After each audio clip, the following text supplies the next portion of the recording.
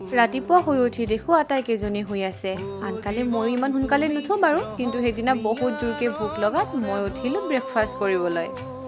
Breakfast কৰি মেলি ওলালোঁ ক্লাছলৈ।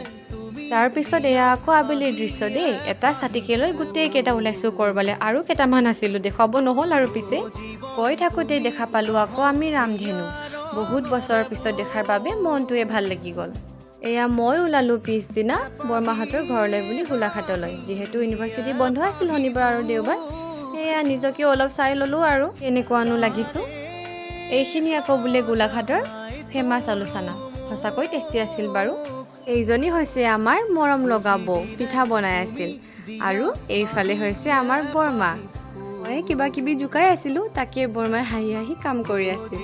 পিছদিনা গ'লোঁ আমি গোটেইবোৰে নামঘৰত শৰাই দিবলৈ।